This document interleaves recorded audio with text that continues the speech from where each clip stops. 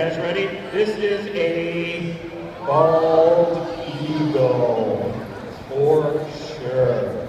Now, Rocco was hatched in our facility about almost 7 years ago. He will be 7 years old in about March. Oh, you guys saw that right there?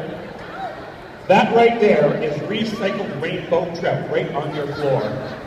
Oh, I have my own cleaner over here. Thank you very much, Brad Roto.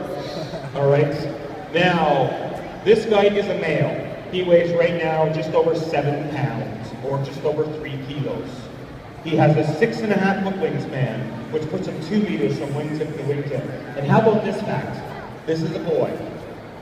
There's a bit of a difference in the girls.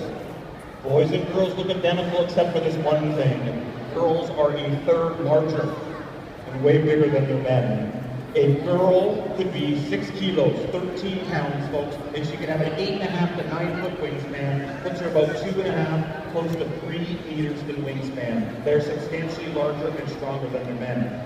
Now, when I look at a bald eagle, I always get a bit of a chuckle when I look at these guys. Because I look at this bird, and I think to myself, he looks like a cartoon character. Everything about this guy is super exaggerated. He has this monster beak. That beak gives him the ability to hold and tear slippery things like fish and waterfowl. He has these funny looking feet that look like they have treads on them. And of course, they do have treads. That gives him traction, so he can hold on to fish and waterfowl. He needs that traction. Not only do those sharp talons help him out, but the treads on his feet also help him out.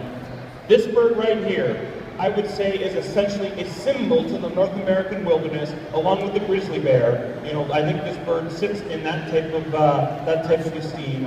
And I'm going to say that they can tell us an awful lot about the environment they live in. Matter of fact, all birds of prey tell us a lot about where they live. If these guys are doing well in the wild, it almost always tells us the environment they're in is doing really well. When they start disappearing from an ecosystem, it almost always tells us there's a problem in nature. These guys are great indicators of the success and failure of the natural world around us.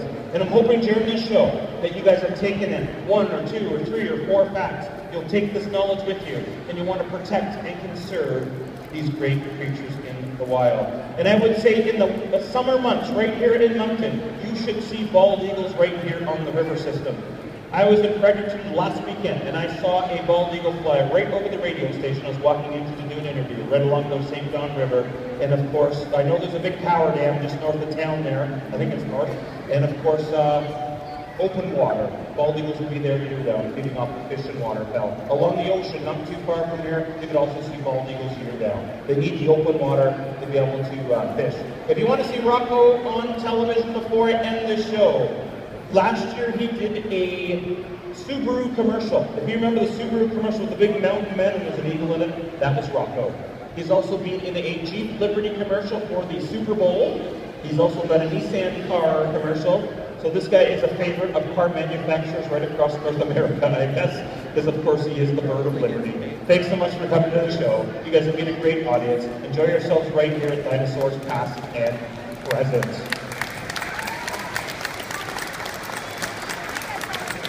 And folks, you can come on up here after the show and see Rocco, take a picture, ask a question. Class photography is perfectly acceptable. You just have to stay off the